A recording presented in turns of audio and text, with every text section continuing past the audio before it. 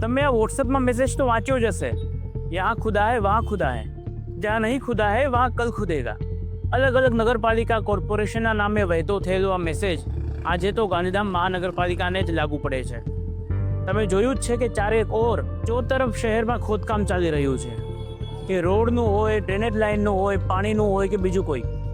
આજે આપણે એ વસ્તુની તપાસ કરશું કે ખરેખર આ ખોદકામ ક્યાં ક્યાં ચાલે છે અને શેના માટે ચાલે છે. તો ચાલો આ અંગે તપાસીએ. આપણી સાથે છે મનીષ શર્મા કે જેઓ ઓટો ડ્રાઈવર છે. મનીષભાઈ, આ બધું ખોદકામ ચાલે છે એના અંગે તમારે શું કહેવું છે? હમણાં તો એટલી અમારે બી પ્રોબ્લેમ થાય છે કે આજે કોઈ બી જગ્યા જઈએ બધી જગ્યાએ ખોદકામ ચાલુ પડે છે, પણ અમારે પછી એટલા ભાડાએ નથી મળતા અને ખાડા ખુડામાંથી જવું. ગાંધીધામમાં અત્યારે 5 પ્રકારના ટોટલ ખોદકામ ચાલી રહ્યા છે. એક છે વરસાદી નાળાનું કામ. ગાંધીધામને મુખ્ય બજાર, શિવાજી પાર્ક, ભારતનગર, આદિપુર જેવી અલગ અલગ જગ્યાએ વરસાદી પાણીના નાળા નાખવામાં આવી રહ્યા છે. બીજું છે ડ્રેનેજનું કામ. ડ્રેનેજની સમસ્યા ગાંધીધામની કેટલી મોટી છે તે અંગે આપ અવગત છો. નવી નવી ડ્રેનેજ લાઇન નાખવા માટે ખોદકામ થઈ રહ્યું છે. ત્રીજું છે પાણીની લાઇન. નલ સે જલ યોજના અંતર્ગત 116 કરોડના ખર્ચે ગાંધીધામ આદિપુરમાં અંદાજે 250 થી 300 કિલોમીટર લાંબી પાણીની લાઇન નાખવાનું આખું આયોજન અત્યારે આદિપુરમાં ચાલુ છે. ચોથું છે રોડ કન્સ્ટ્રક્શનનું કામ. ગુરુકુળનો રોડ હોય, સેન્ટ જેવિયર્સ સ્કૂલનો રોડ હોય કે ગાંધીધામ આદિપુરના બીજા આંતરિક માર્ગો હોય, એ તમામને ખોદી નાખવામાં આવ્યા છે. એ તમામનું કામ ધીમી ગતિએ આગળ વધી રહ્યું છે. અને પાંચમું છે સૌથી મહત્વપૂર્ણ, અંડરગ્રાઉન્ડ વીજ કેબલિંગનું કામ. કેમ કે આખા ગાંધીધામ આદિપુરમાં આના માટે ખોદકામ કરવામાં આવશે અને વીજ કેબલને અંડરગ્રાઉન્ડ કરવામાં આવશે, જેના કારણે બિપરજોયમાં આપણે જે 1 સપ્તાહ સુધી લાઇટ ન મેળવી અને જે સમસ્યાઓ વેઠી એવી ઘટના બીજી વાર નથી. સ્વાગત રેસ્ટોરન્ટના ઓનર તારાનાથજી આપણી સાથે છે. तारानाथ जी, आज खोदकाम चल रही है, ये जो खोदकाम पूरा चल रहा है उसको लेके आपका क्या अभिप्राय है? देखो, काम तो अच्छा हो रहा है, लेकिन क्या काम बहुत धीरे हो रहा है. लोग क्या काम करते करते इसमें एक कंटिन्यूस काम हो ना, तो क्या हमें भी लगे कि हाँ काम हो रहा है करते. ગાંધીધામની મુખ્ય માર્કેટમાં વરસાદી નાળું ખોદકામ ચાલે છે, બ્યુટિફિકેશનનું કામ ચાલી રહ્યું છે. તો ગૌતમભાઈ, તમે દુલ્હન જ્વેલર્સથી છો. ગૌતમભાઈ, તમારો કેવો અનુભવ છે ને તમારું શું કેવું છે આ કામ અંગે? કામ તો બહુ બરોબર હાલે છે, બટ ઘણા ટાઈમથી અહીંયા પડ્યું છે. આમ બહુ વધારે હેરાનગતિ થઈ રહી છે, કારણ કે કસ્ટમર આવે છે, જોવે છે કે ભાઈ આવવાની જગ્યા નથી, દુકાનની સામે આખું પાથરીને રાખી દીધું છે.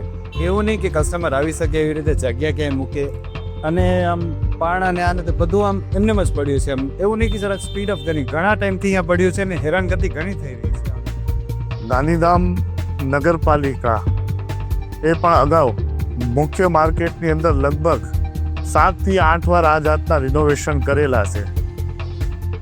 અગાઉ અર્થક્વેક સમયે કંડલા અર્થક્વેક રિલીફ ફંડમાંથી સમગ્ર માર્કેટની અંદર સારામાં સારા નાલાની વ્યવસ્થાઓ ઊભી કરવામાં આવી હતી. ત્યારબાદ એ નાલાઓ ભરાઈ ગયા અને એમણે એના ઉપર સારી રીતે એને મેન્ટેન કરવામાં નગરપાલિકા દ્વારા ના આવ્યા.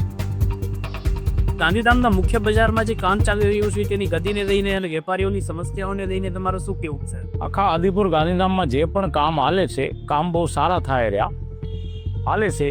એને આપણે ધીમી ગતિ કહીએ એ તમારી વાત બરાબર છે, પણ કામ બધે કોન્ટ્રાક્ટરો અલગ અલગ આપેલા છે, જે અમે સાંભળ્યો છે, કામ કરે રહ્યા.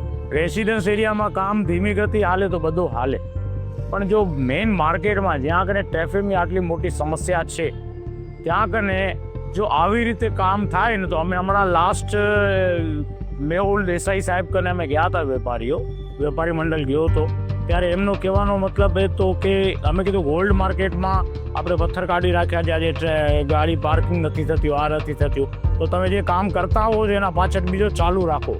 પણ એમનો કહેવાનો મતલબ એ હતો કે ઇલેક્ટ્રિક લાઇન, ડ્રેનેજ લાઇન, આ બધી લાઇનો રખાય છે, બધાનું સંકલન કરીને અમને કરવું પડે છે, એટલે ટાઈમ લાગે છે.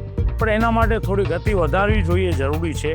એમાં મેક્ઝિમમ જે છે ને આખો પાવર, વીટો પાવર એમાં જ યુઝ કરવો જોઈએ ને આખો પાવર એમાં દેવો ખપે.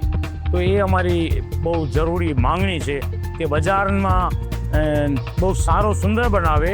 અમારી ઈચ્છા છે ને બનાવશો તમે, પણ જલ્દી થાય તો એ સારું છે. હવે આ તમામ પરિસ્થિતિઓને લઈને બે વાત લોકોની તરફથી સામે આવી રહી છે.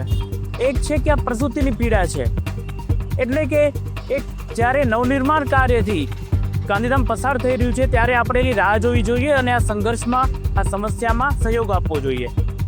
બીજો પક્ષ એવું કહે છે કે એક રોડનું કે એક પોર્શનનું કામ પતાવી અને પછી આગળ વધો ને, બધું જ એક ભેગું હાથે ધરવાની શું જરૂર છે? આ બે પક્ષો, આ બે મંતવ્યો શહેરમાં મુખ્ય જોવા મળી રહ્યા છે.